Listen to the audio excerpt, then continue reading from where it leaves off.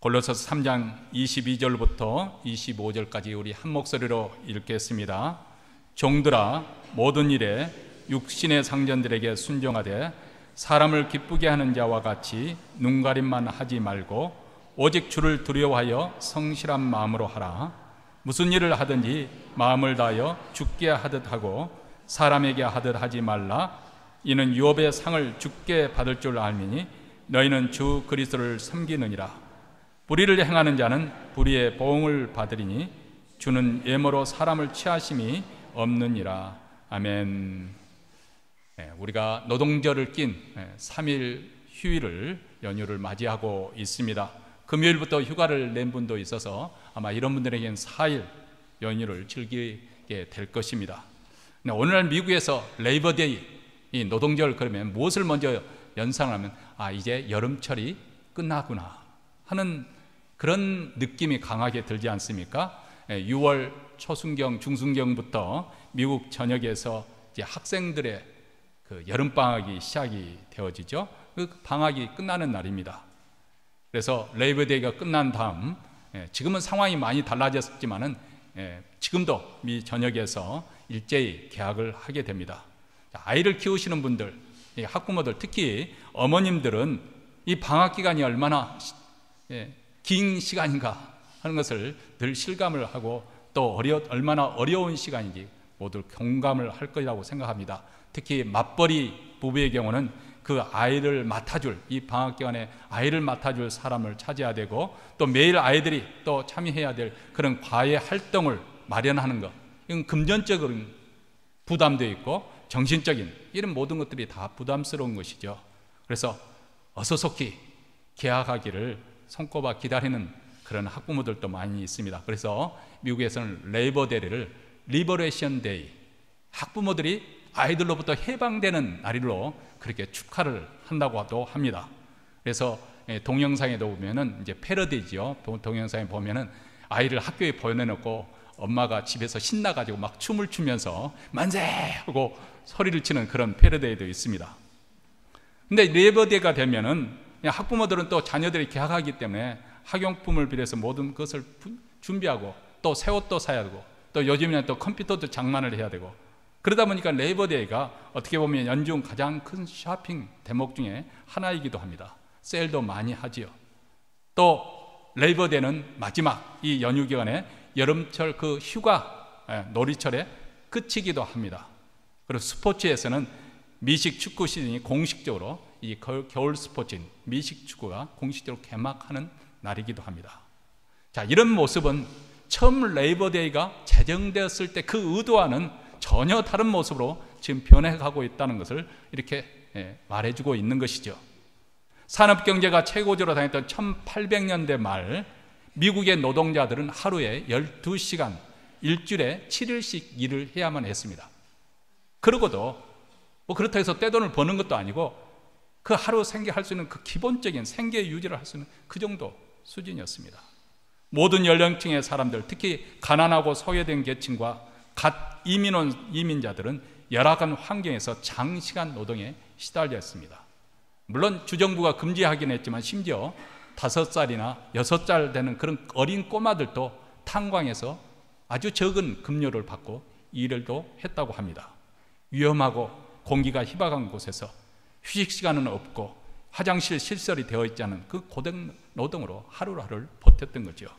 지금의 미국의 입장에서 그 시가에서 보면 감히 상상조차 할 수 없었던 그런 시절입니다. 미국에서의 이 노동절은 그래서 1894년 당시 미국 대통령이었던 그로버 클리블랜드 이분이 연방 휴일로 정해서 시작됐는데요. 사실 이 레이버데이가 그냥 만들어진 것이 아닙니다. 많은 사상자를 낸 그 최악의 노동 분쟁이 통해서 많은 사람들이 죽고 경찰들도 다치고 이런 일들을 통해서 우리 사회가 서로 다투고 싸울 것이 아니고 갈등을 치유하는 차원에서 그래서 노동절을 만들게 되었고 또 노동법에 의해서 하루에 8시간 일하는 그렇게 금지하도록 8시간 이상을 일하는 금지하도록 그렇게 되었습니다. 근데 다른 나라들은 5월 1일이 노동절, 한국에서는 근로자의 날 그렇게 부르기도 하는데요. 어느 분이 그랬다고 그러네. 자기 그 아버지가 그 교사인데 근로자 날이라 해서 쉬니까, 아니 아버지는 근로자가 아닌데 왜 근로자, 이 노동자를 쉬느냐고 그렇게 물어봤다고 하는데, 사실 모든 노동하는 사람들은, 그것은 교사든 누구든, 이 노동자 그러면 우리는 조금 천하게 보려는 그런 성향이 조금 경향이 좀 있어가지고 그렇게 의하게 생각을 했는데, 그렇지는 않습니다. 모든 일하는 사람들은 사실 어떻게 보면 노동자죠. 근데 어쨌든 세계에서는 5월 1일을 노동절로 쉬는데 왜 미국은 9월 첫 주 월요일을 노동절로 정했을까? 그 유래가 있습니다.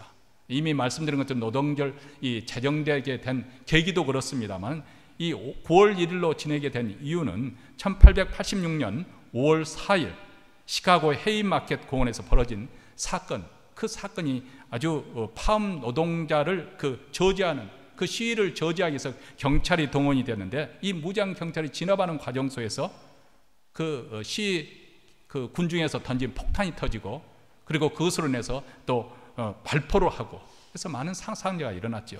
그래서 만약 5월 1일을 다른 나라와 같이 5월 1일을 노동절로 정하면은 해마다 그 사건이 다시 상기돼서 그 상처를 헤집게 되니까, 그러면은 이제 그런 미국에서의 그 전례를 살펴서 9월 달에 이렇게 9월 첫 번째 주말에 따르는 월요일을 노동절로 정하는 것이 좋겠다 해서 그렇게 정해진 것입니다. 자, 우리가 노동절을 연휴를 지내면서 이런 유래를 알고, 그리고 이렇게 피로 얼룩진 그 선조들의 노동운동 덕분에 현대 미국인들이 뒤늦게나마 늦여름에 여름 휴가를 즐기고 있다는 사실을 우리가 알아야 또 그 고마움도 알 거 아니겠습니까? 특별히 노동절을 앞둔 오늘 이 시간에는 그리스도인과 이 직장에 대해서 다시 한번 말씀을 나누려고 합니다. 왜냐하면 이것은 굉장히 우리 일생에서 많은 시간을 차지하고 있는 분량이기 때문에 그렇습니다. 대부분의 우리 일생의 많은 시간을 사실 직장에서 보낸다고 과언이 아니죠. 시간의 양뿐만 아니고 질적인 비중면에서 사실상 직장이라는 것은 절대적입니다. 우선 직업이라는 것은 생계수단 이상의 의미를 가지고 있습니다. 단지 돈을 버는 그런 장소뿐만 아니라 이 직업을 통해서 자기의 존재를 규정하고, 또 직장을 통해서 다른 공동체, 이 공동체와 연결이 되고, 또 하루하루 직장 생활을 통해서 우리의 일생이 엮어가는 것이죠. 그뿐만 아닙니다. 직장은 우리가 하는 일에 대한 가치를 부여해주고, 그래서 이로 말미암아서 우리 생에 보람을 안겨주기도 합니다. 이런 생각을 하면 직장이라고 하는 것은 단순히 우리의 어떤 돈 버는 장소일 뿐만 아니라 인생의 의미와 질서를 부여하는 가장 중요한 사항이라는 것을 깨닫게 됩니다. 이렇게 우리 개인의 삶에서 비중이 높은 비중을 차지하고 있는 이 직장을 제쳐놓고 뭐 신앙이 좋네 나쁘네 하는 것은 의미가 없는 것이죠. 교회에서만 신앙생활을 잘한다고 해서 신앙이 정말 좋은 것인가? 그렇지 않다 그 말이죠. 정말 직장에서도 진실한 그리스도인에서 인정을 받는 그런 신앙생활을 하는 사람이 정말 잘하는 것이라고 말할 수 있지 않겠습니까? 어쨌든 우리 그리스도인들이 직장생활하면 누구나 다 한 번쯤은 고민을 할 법한 그런 내용이 있습니다. 그것은 하나님을 믿는 이 믿음, 이 신앙을 내가 하고 있는 이 직장일에 어떻게 적용되는 것인가 하는 것입니다. 신앙과 직장일과는 별개의 것인가, 아니면 이것이 융합해서 하나를 이루어야 되는 것인가? 내 자신이 배운 모든 지식과 경험들을 다 버리고 내가 믿사오니 하고 하나님만 믿을 것인가? 아니면 직장에서 일단 신앙은 접어놓고 세상 사람들처럼 나도 직장 생활을 할 것인가? 여기에 우리 신앙인들의 갈등이 있는 것이죠. 직장이 세상 일이니까 하나님은 제외시키고 세상적인 방법으로만 내가 직장 생활을 하겠다 하는 것도 신앙적인 태도가 아닌 것 같고, 그렇다고 해서 하나님께만 맡겨놓고 제 할 일을 안 한다면 너무 무책임한 것 같고, 그래서 고민이 된다 그것이죠. 처음에는 기도하기도 하고 또 세상적인 방법을 사용하기도 하고 또 마구 이 두 가지를 뒤섞어서 행동을 하기도 합니다. 그러면서 조금씩 하나님께서 우리의 직장 생활을 통해서 하시는 그 방법을 깨닫기 시작하는 거죠. 경험을 쌓아가는 것은 내 자신이지만은 나의 경험과 교육을 사용해 주실 분은 우리 하나님이십니다. 그래서 매사 직장 일을 하면서 하나님께서 이 모든 것을 사용하여 주시기를 우리는 기도해야 하는 것이죠. 또 이 과정을 통해서 직장에서도 우리 자신이 훈련이 잘 된 하나님의 사람으로 성숙해 가고 변해가는 것입니다. 이렇게 하나님의 사람으로 우리가 쓰임을 받을 때 우리는 다른 직장인들과 달리, 다른 사람들과 달리 또 다른 차원에서 직장 일을 하게 되는 것입니다. 즉 그것은 우리가 단지 세상적인 의미에서 직장 일을 하는 것이 아니라 동시에 그 일이 바로 하나님의 일이 되고 하나님 나라의 일이 된다는 것입니다. 이런 방식으로 세상 일과 하나님 나라의 일이 서로 연결이 되는 것이죠. 다시 한번 내가 하고 있는 일이 단순한 직장에서 하고 있는 일로 그치는 것이 아니고 그 일이 하나님 나라의 일로 연결되는 것이죠. 우리가 주기도문 속에서 나라의 임하옵시며 하고 기도드리는 것은 영혼 가운데 있는 하나님의 그 통치가 우리의 일상생활 속에서, 우리의 현실 속에서 이루어지기를 위해서 기원하는 그런 뜻입니다.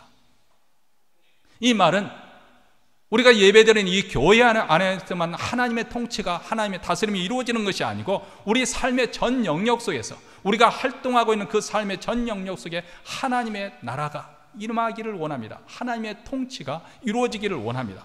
그렇다면 우리의 직장도 예외가 아니죠. 여기에도 우리 하나님의 통치가 이루어져야 하는 것이고 하나님의 다스림 속에 우리가 직장 생활을 하게 되는 것입니다. 자, 오늘 본문에서는 복음을 믿고 그리스도인이 된 종들이 있었습니다. 자, 이들은 그렇다면 이제부터는 어떻게 주인을 섬기고 또 일하는 것이 마땅한 것인가? 여기에 대한 질문이 있습니다. 그 당시 로마 지역에는 수백만 명의 노예가 있었습니다. 노예 제도는 아주 오래된 관습이기 때문에 사회에서 그것을 그냥 아주 자연스럽게 받아들이고 있는 그런 관습이었습니다. 대부분 약탈에 의하거나 아니면 전쟁 포로로, 아니면 노예 부모로부터 태어난 사람, 아니면 국가의 반역죄로 지은 자들이 노예가 되지요. 그 당시 로마의 노예와 자유인의 비율이 1대5였다고 하니까 얼마나 노예가 많았는지. 로마 시만하더라도 1대3, 다시 말해 자유인이 한 사람당 노예가 3사람을 이렇게 거느리고 있었다는 것입니다. 그만큼 노예가 많이 그렇게 있었습니다. 그 가운데는 좋은 주인을 만나서 그리 확대를 받지 않고 비교적 인격적 대접을 받은 노예도 있었겠지만은 대부분의 노예는 인간적인 대접을 받지 못했고 심할 경우에는 정말 파리 목수처럼 취급을 당한 것이 사실입니다. 그런데 로마 전역에 그리스도의 복음이 증거되고 전파되어서 많은 노예들이, 그리고 심지어는 상전들도 이렇게 그리스도인이 되었습니다. 자, 이들이 예배드리러 교회당에 왔을 때 여기에는 노예들도 있고 또 주인 상전들도 있는데 이들이 어떤 관계를 형성해야 되는가? 세상에 있을 때처럼 주인과 상전의 관계 속에서 우리가 예배를 드릴 것인가? 어떤 관계로, 어떤 모습으로 우리가 예배를 드릴까? 이게 그 당시 초대교회의 현실적으로 당면한 문제였습니다. 보면 사도 바울의 서신서를 보면 사도 바울은 노예 제도에 대해서 어떤 노골적으로 거부하거나 거절하거나 아니면 부정적으로 그런 자세를 취하지는 않은 것을 봅니다. 반대를 하지 않았다 해서 그렇다 해서 노예 제도를 찬성하거나 용인한 것은 아니었을 것입니다. 사도 바울이 이런 태도를 취한 여러 가지 신학적인 논쟁은 여기서 다루지는 않겠습니다만, 어쨌든 만약 사도 바울이 노예 제도를 거부하거나 부인을 했다고 한다면 이것은 로마 제국의 질서를, 그 당시의 로마 현재 체제를 뒤엎는, 파괴하는 그런 시도로 보여질 것이고 이것은 필시적으로 피를 부르는 그런 혁명으로 치달을 가능성이 큽니다. 반면에 사도 바울은 그런 기존 질서를 뒤엎는 피해 혁명을 일으키는 일에 별반 관심이 없는 반면에, 그런데 그의 그 복음 속에는 놀랍게도 그가 의도했든지 의도하지 않았든지 그 로마 시대 기존 질서가 무너지고 새로운 질서가 들어서는 그런 어떻게 보면 폭약과 같은 그런 장치가 기재되어 있었던 것이죠. 사도 바울은 단지 그의 관심과 소원은 어떤 피를 부르는 혁명이 그런 데 둠이 있는 것이 아니라 이 세상에 복음이 편만하게 증거되고 전파되어서 복음을 통해서 이 땅에 하나님 나라가 임하기를 하도록, 그것이 사도 바울의 소원이었고 그를 위해서 그는 헌신했던 것이죠. 그런데 실상 이 일은 로마가 자랑하고 있는 모든 기존 질서를 확실하게 전복시키고도 남을 만한 그런 혁명적인 운동이었다는 것입니다. 그것은 무력과 폭력을 통해서 로마의 기존 질서를 때려 부시는 것이 아니라 복음의 특성상 그 속에 새로운 질서가 태동할 수밖에 없는 능력이 장치되어 있기 때문에 그렇습니다. 십자가 복음을 믿고 천국 백성이 된 그리스도인들은 하나님 나라의 새로운 질서에 따라 살아가게 됩니다. 하나님의 백성으로서 하나님 나라의 질서를 따라가게 되는 것이죠. 교회라는 새로운 공동체를 중심으로서 지금까지는 세상 질서, 가진 자가 갑질을 하는, 그리고 자기밖에 모르는 이기적인, 자기 중심적인 그런 틀에서 벗어나게 되고 남을 배려하고 섬기는 삶을 우리 그리스도인들이 살기 시작하는 것이죠. 억압과 폭력과 착취와 불화가 존재하고 갈등이 존재하는 그런 기존 권력 구조 속에서 놀랍게도 여기에 이타적이고 사랑으로 화합하는 역사가 바로 그리스도인을 통해서 일어나는 것입니다. 복음으로 말미암아 주인과 종이 하나님의 한 가족이 되고 그리스도의 몸의 한 지체가 되었습니다. 세상에서는 비록 신분이 차이가 있고 지위가 현저하게 다르지만은 하나님 앞에서는 우리 모두가 다 평등하고 그리스도 안에서는 우리가 한 형제 한 자매로 부르심을 받았다는, 그래서 주인과 종들이 한 자리에 모여서 한 하나님을 예배하는, 정말 그 당시 로마 신분 사회에서 상상조차 할 수 없었던 그런 파격이, 그런 혁명적인 일이 이미 교회 안에서, 이 교회라는 공동체 안에서 일어나고 있었던 것이죠. 이것이 기독교가 어느 한 지역교회 그 종교로 거기서 탈피해서 전 세계 복음이 증거되는 중요한 역할을 하게 된 하나의 변수가 되기도 합니다. 이런 변혁이 일어날 수밖에 없는 것을 두고 사도 바울은 이를 가리켜서 우리 그리스도인은 어떤 사람이냐, 이전 것은 다 지나갔고 새로운 피조물이 되었다. 새로운 존재, 새로운 존재가 우리 그리스도인이 되었다는 것입니다. 새로운 존재가 되었다는 것은 이 세상을 바라볼 때 새로운 관점에서 바라보게 되었다는 것이죠. 구원받은 노예는 그리스도 안에서 더 이상 노예가 아닙니다. 비록 신분은 여전히 노예이지만은 그리스도 안에서는 그도 자유인입니다. 여러분, 노예와 자유인의 차이점이 무엇입니까? 노예는 감시와 지시 아래에 있는 사람입니다. 억지와 강요에 의해서 마지못해 일하는 사람이 노예입니다. 그러나 자유는 그렇지 않습니다. 자유는 다른 사람의 눈치를 보지 않고 자발적으로 행하는 사람입니다. 그래서 신분이 노예여도 자유인처럼 사는 사람이 있고 자유인이면서도 노예처럼 사는 사람이 있습니다. 그런데 예수를 믿게 되면 더 이상 노예처럼 살지 않습니다. 주인을 의식하고 눈가림으로 일을 하지 않습니다. 자유인으로서 하나님의 일을 하는 것처럼 그들은 주인을 섬기고 또 일을 합니다. 그래서 노예로서 하는 일도 그 일은 바로 하나님의 일이 되는 것입니다. 자, 이런 변화를 누가 가장 먼저 피부로 느낄까요? 그것은 주인이고 그의 동료들입니다. 이전에는 그렇게 불평하면서 일을 하던 노예가 은혜를 받은 다음에 그 얼굴이 빛나기를 시작합니다. 불순종하고 패역했던 종이 이제는 유순한 양으로 변했습니다. 맡긴 일을 소홀히 하지 않습니다. 하나님께 대하듯이 주인을 섬기는 모습을 보고 주인이 얼마나 감동을 받았을까요? 그래서 초대교회는 이렇게 해서 믿게 된 주인과 노예들이 한 교회에서 형제요 자매요 하면서 하나를 이루는 공동체를 만들 수가 있었던 것이죠. 이것이 그 당시 롬에 정말 충격을 안겨주었을 것입니다. 오늘 본문에는 이렇게 그리스도인이 된 종이 그 주인의 집에서 어떤 자세로 주인을 섬기고 일할 것인가, 이것은 그 당시 2000년 전에 그 종들에게만 해당되는 이야기가 아니고 오늘날 그리스도인이 된 우리가 직장 생활을, 아니 이것은 꼭 직장 생활을 하는 사람들만 아니라 또 사업가로서, 아니면 우리가 은퇴한 사람으로서 교회 생활 속에서, 아니면 가정에서 어떻게 사람과의 관계를 맺고 살까, 아주 그 기본 원리는 똑같이 적용될 수 있는 그런 세 가지를 우리에게 말씀을 해주고 있습니다. 첫 번째는 우리 기독교가 주는 놀라운 자유는 무엇이냐? 사람을 기쁘게 하려는 것으로부터의 자유입니다. 여러분, 이런 에피소드가 있지 않습니까? 어떤 아버지와 아들이 먼 길로 여행을 떠났습니다. 나귀를 하나 끌고 이렇게 여행길을 가는데 한 동네를 지나가게 되는데 동네 사람이 보고 그들을 보고 비웃는 거예요. 아니 세상에 저 사람들 보라.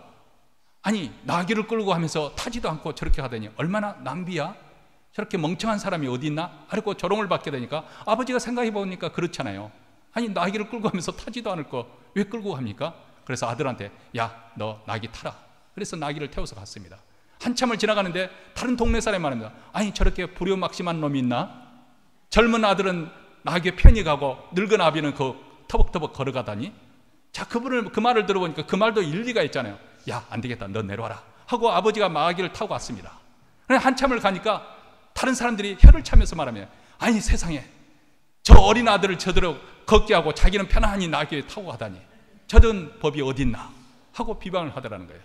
그래서 결국 이도저도 안 되니까 나귀를 떠매고 두 사람이 낑낑대며 여행길을 갔다는 있지도 않은 그런 이야기입니다. 우리가 사람들을 기쁘게 하려거나 사람들을 의식하면 배가 산으로 올라갑니다. 종들이 이전에는 주인을 기쁘게 하려고 눈 가리면서 일을 했습니다. 그러나 이제는 더 이상 사람을 의식하지 않습니다. 대신 하나님을 두려워하는 마음으로, 다시 말하면 경외하는 마음으로 성실히 직장 생활을 했다는 것입니다. 22절입니다. 우리 한 목소리 읽습니다. 종들아, 모든 일에 육신의 상전들에게 순종하되 사람을 기쁘게 하는 자와 같이 눈가림만 하지 말고 오직 주인을 두려워하여 성실한 마음으로 하라. 종은 주인의 명령에 당연히 순종해야 될 그런 신분입니다. 그런데 그리스도인이 된다면 어떻게 달라졌습니까? 단지 감시를 당하고 있거나 어떤 보상을 바라고 눈가림으로 하지 않습니다. 더 이상 사람을 의식하고 일하는 것이 아니라 하나님을 경외하는 마음으로, 두려워하는 마음으로 성실히 일하게 됩니다. 왜냐하면 우리가 한 일에 대해서 최종적으로 판단하시고 판결을 내리실 분은 하나님이시기 때문에, 그것을 알기 때문에 우리 하나님이 내 모든 일에 대해서 일거수일투족을 아시고 계시고 그에 대한 판결을 하실 분은 하나님이시기 때문에 그렇습니다. 성경에 보면 성경은 노동을 아주 신성시 여깁니다. 목회자만 하나님으로부터 신성하게 부르심을 받은 것이 아니고 육체적인 세상에서 일을 하는, 청소하는 사람이나 아니면 하찮은 유리창을 닦는 그런 일들을 한다 하더라도, 요리를 하는 일을 하더라도 그 모든 것도 다 하나님께서 부르심을 받은 신성한 일이라는 것을 우리 개신교에서는 그렇게 가르칩니다. 노동 자체 신성하게 여기지만은, 그렇다고 해서 성경이 노동 그 자체의 최종 목적이라고 그렇게 말하지는 않습니다. 사실 인간의 어떤 행위나 그 행위 자체에 최종 의미를 부여하지 않습니다. 우리가 하는 행위는 우리가 존재하는 근본적인 존재 이유, 그 목적의 일치가 이루어질 때 그 행위는 의미를 지니게 된다고 우리에게 가르치고 있는 것이 성경의 말씀입니다. 다시 말하면 우리 그리스도인의 근본적인 삶의 목적이 무엇이냐? 우리 인생에 존재하는 이유가 무엇이냐? 성경에서 인간이 무엇을 위해서 산다고 말씀하고 있습니까? 고린도전서 10장 31절 말씀입니다. 그런즉 너희가 먹든지 마시든지 무엇을 하든지 다 하나님의 영광을 위해서 하라. 너희가 먹든지 마시든지, 그 다음에 무엇을 하든지 하나님의 영광을 위해서 하라. 자, 노동은 바로 이 무엇을 하든지에 포함되는 것이죠. 즉 노동 그 자체도 하나님의 영광을 목표로 할 때 그 노동이 의미가 있다는 것입니다. 그러므로 우리 그리스도인들은 먼저 하나님을 경외하는 마음으로, 하나님을 영광스럽게 하는 그러는 마음을 가지고 직장 생활을 할 때 바로 그 직장 생활이 의미가 있다는 거예요. 단순히 자신의 밥벌이로 전락되지 않냐고, 이것이 하나님의 영광을 위해서 일하는 것이고, 그렇기 때문에 그 일이 하나님의 일이 될 수 있다는 것입니다. 이런 사람은 더 이상 직장의 상관이나 동료들의 눈치를 보지 않습니다. 자기 자신이 알아서 하는 거죠. 그리스도인은 사람들을 기쁘게 하려는 것으로부터 자유가 여기서부터 생기는 것입니다. 두 번째로 그리스도인에게 주어진, 직장생활에 주어진 두 번째 자유는 전심으로 다해 일을 하는 것으로의 자유입니다. 겉으로부터의 자유가 아니라 겉으로의 자유. 이게 좀 한국 이 말이 좀 제대로 전달이 되기가 좀 어려운데, from what, 그렇게 이 from이라는 단어를 쓰는 것이 아니라 to, 뭐 어떤 목적을 향해서 우리가 자유로 부르심을 받았다는 거예요. 이것을 좀 설명해 보면, 이스라엘 백성들을 노예 생활로부터 자유케 하는 것이 출애굽 역사지 않습니까? 그런데 출애굽하는 것이 이스라엘 백성들을 향한 하나님의 최종 목표가 아니었다는 것이죠. 하나님께서 이스라엘 백성에 두신 최종 목표는 약속의 땅, 가나안 땅에 들어가도록 하는 것이었습니다. 복음은 우리 그리스도인들을 죄로부터 자유케 합니다. 근데 죄로부터 자유케 되는 그것으로 복음의 역사가 그치는 것이 아니라 우리가 죄로부터 자유하게 되었으면 이제는 그 자유를 어떤 쪽으로 또 행사를 해야 되냐면은 선한 일을 하는 쪽으로 우리 자유가 행사되어야 되는 거예요. 우리는 죄를 짓는 것부터 거절하는 그런 자유를 가지고 있어요. 그러나 단지 거부하는 것으로 그치는 것이 아니라 적극적으로 선을 행하는 것으로 선을 창출해내는 그 일에 우리 자유를 행사하도록 부르심을 받았다는 것입니다. 디모데전서 2장 14절 말씀입니다. 그가 우리를 대신하여 자신을 주심은 모든 불법에서 우리를 구속하시고 우리를 깨끗하게 하사 선한 일에 열심하는 친백성이 되게 하려 하십니다. 자, 여기 보면 하나님께서 우리를 부르신 목적, 예수께서 우리를 대신하여 자신을 주심, 이 말은 십자가의 죽음을 맞이하시는 예수님의 그 목적이 무엇이냐? 모든 불법에서, 다시 말하면 죄와 악습에서 우리를 구속하시고, 그래서 우리로 하여금 죄로부터 깨끗하게 하시는 것이 1차적인 목적이지만 그것으로 그치는 것이 아니라 선한 일에 열심하는 하나님의 친백성이 되게 하려 하십니다. 적극적으로 선한 일에 동참하도록 하기 위해서 우리를 자유케 하셨다는 것입니다. 그러므로 우리는 직장에서 더 이상 상관을 기쁘시게 하는 것으로부터 자유하는 것으로 그치는 것이 아니라 더 적극적으로 마음을 다해서 직장일에 헌신하는 그 일로 우리가 자유를 사용해야 된다는 것을 말씀하고 있는 것이죠. 그리스도인의 자유는 전심을 다해서 일하는 것의 자유입니다. 23절에서 그래서 이렇게 말씀합니다. 무슨 일을 하든지 마음을 다하여 주께 하듯 하고 사람에게 하듯 하지 말라. 여러분, 그 당시 종들은 음식 준비, 청소일, 농사 짓거나 가축을 돌보는 일, 아이를 돌보고 가르치는 일, 그리고 온갖 허드렛 일을 다 해야만 했습니다. 그들은 평생 그렇게 살다가 또 종이의 신분을 벗어나지 못한 채 죽습니다. 인격적인 대접을 기대할 것도 없고 거기에 대한 적절한 보상도 없습니다. 종의 신분이기 때문에 그래도 마지못해서 일을 합니다. 원치 않은 고역을 다 감당해야 됩니다. 심지어는 학대를 받으며 중노동에 시달리기도 합니다. 그래서 자칫하면 적당히 한 척만 그렇게 일하기가 쉽습니다. 어떤 점에서 오늘날 우리에게도 동일하게 적용될 수 있는 상황입니다. 자신의 적성에 안 맞고 자신의 가진 능력을 10분 발휘할 수 없는 그런 직장 생활을 하는 것은 참 고역이겠죠. 특히 언어와 문화가 다른 이 미국 땅에 우리 이민 1세에게 주어진 선택이라는 것은 매우 좁을 수밖에 없습니다. 그래서 현재 직업이 마음에 들지 않고 또 별로 중요한 일이 아니라는 생각 때문에 일할 의욕을 상실하는 그런 위험성이 생깁니다. 아니, 자존심, 내가 이러려고 미국에 왔나, 이런 자존심이 상하는 말로 자괴감을 가지고 한탄할 수도 있습니다. 그래서 그저 먹고 살기 위해서 마지못해서 일하기 쉽습니다. 근데 오늘 하나님의 말씀은 어떻게 우리에게 말합니까? 그렇게 일하지 말라는 거예요. 죽게 하듯이 전심을 다해서 일을 하라고 말합니다. 물론 현실적으로 볼 때는 종은 노예 신분에서 해방될 그럴 기회를 갖지 못하고 또 일에 대한 적절한 보상도 받지 못합니다. 다시 말하면 이 세상에 유업으로 받을 기업이 없습니다. 그런데 그리스도인이 된 종은 영원한 상급이 약속되어 있습니다. 영광스러운 하나님의 백성이기 때문에 장차 그들은 하나님 나라를 유업으로 받을 자들입니다. 24절 말씀입니다. 이는 유업의 상을 주께 받을 줄 알미니 너희는 주 그리스도를 섬기느니라. 유업의 상을 우리 주님께서 주신다는 거예요. 그렇기 때문에 우리는 직장인을 단순히 밥벌이로 여길 것이 아니고 내가 마치 그리스도를 섬기듯이 전심으로 직장생활을 하게 되면 여기에 대해서 우리 하나님께서 약속하신 천국을 유업으로 받는 그런 상급이 약속되어 있다는 것이죠. 마지막 세 번째, 직장에서 주어지는 그리스도인의 자유는 세상 보상으로부터의 자유입니다. 여러분, 우리가 살고 있는 이 세상은 죄와 악과 부정이 가득한 곳이죠. 그래서 실력만으로 되지 않습니다.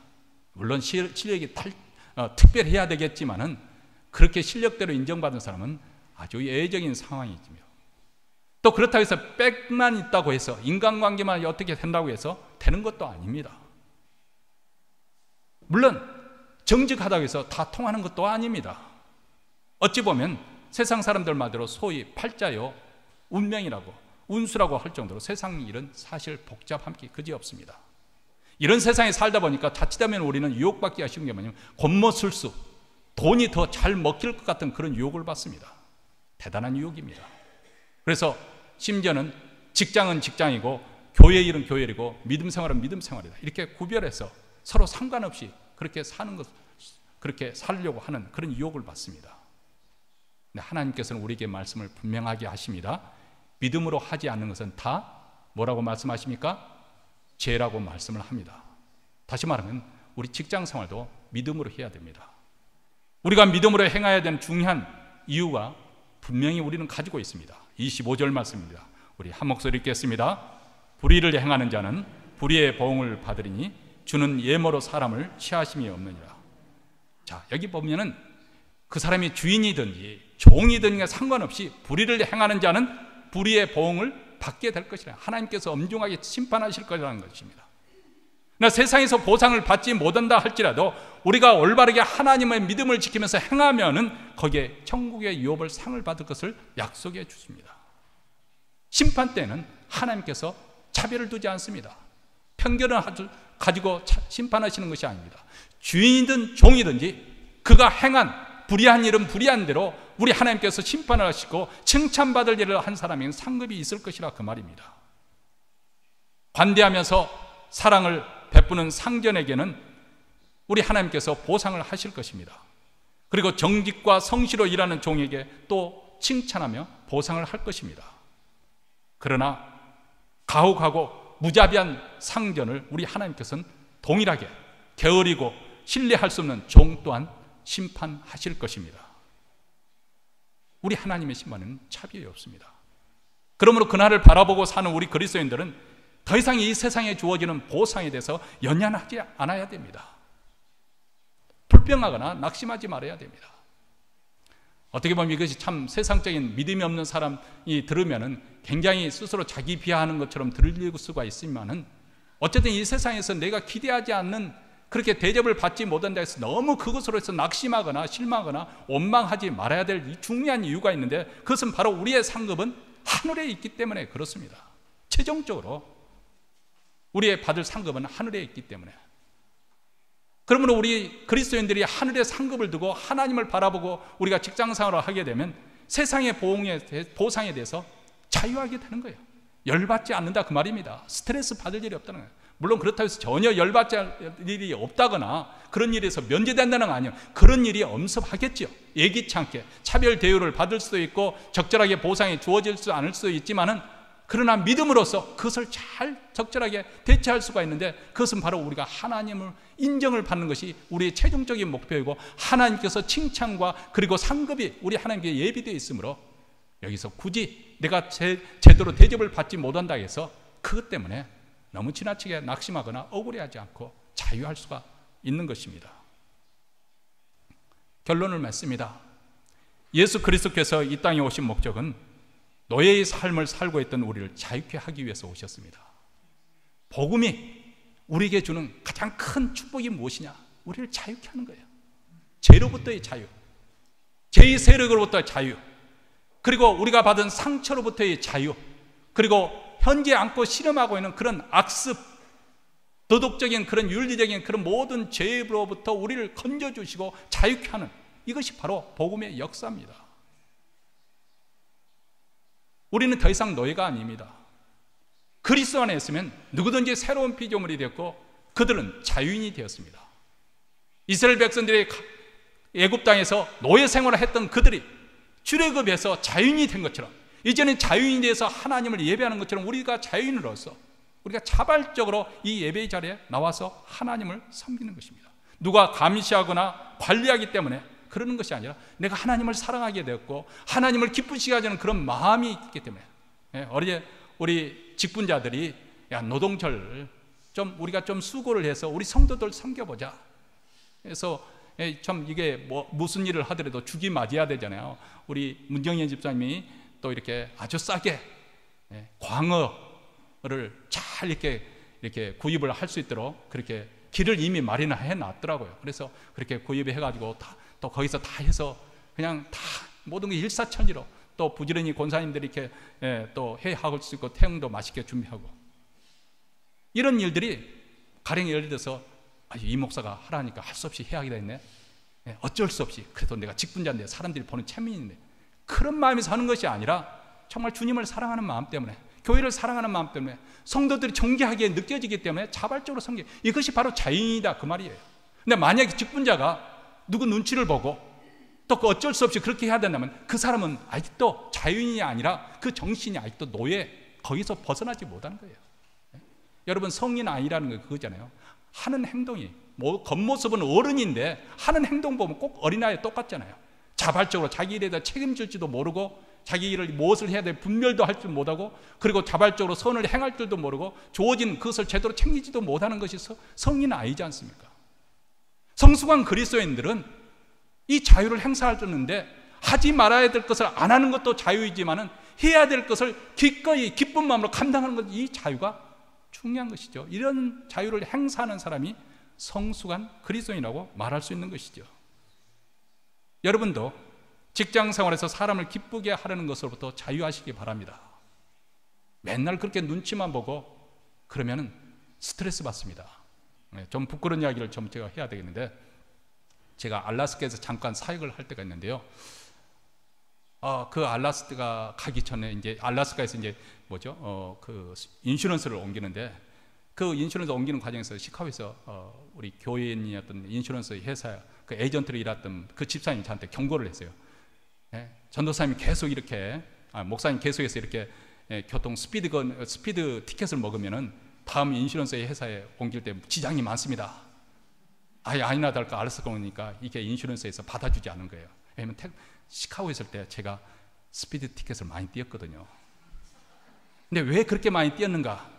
나름대로 저도 이유가 있었어요. 경찰이 10마일까지 촉하는 것은 봐준다, 이 생각을 하고 산 거예요. 내가 잘못된 생각을 처음 딱 미국 와서 한 거죠.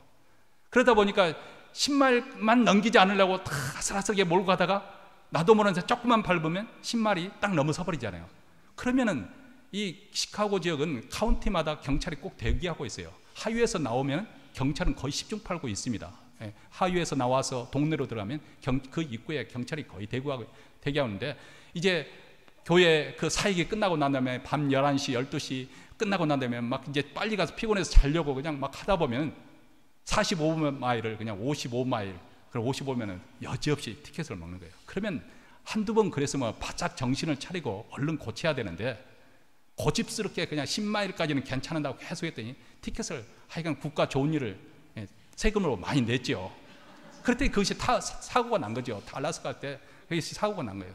근데 지금은 5마일을 넘지 않으려고 항상 5마일 존, 거기서 항상 이렇게 조심하고 다닙니다.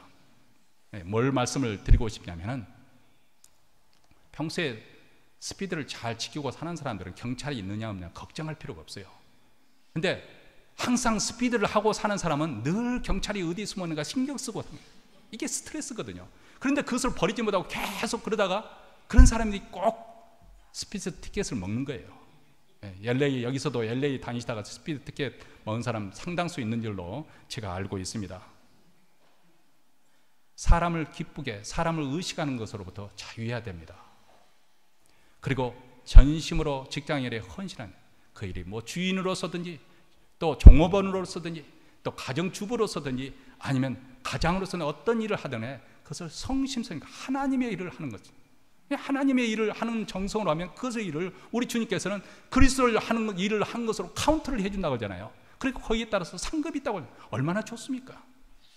그렇기 때문에 세상 보상에 우리가 연연하지 않고 거기서부터 자유하고, 누가 내가 수고했다고 인정해 주지 않아도 섭섭병에 걸리지 않나 그 말입니다. 교회 사회가 하다 보면 정말 뒤에서 숨어 봉사를 많이 할 대로 하지만 인정받지 못할 경우가 많이 있어요. 그러나 그런 때 드는 병이 섭섭병이거든요. 이게 참 믿음의 걸림돌입니다. 이것을 잘 이겨내야 정말 하나님의 사람으로 우리 믿음이 견고하게 세워질 수가 있어요.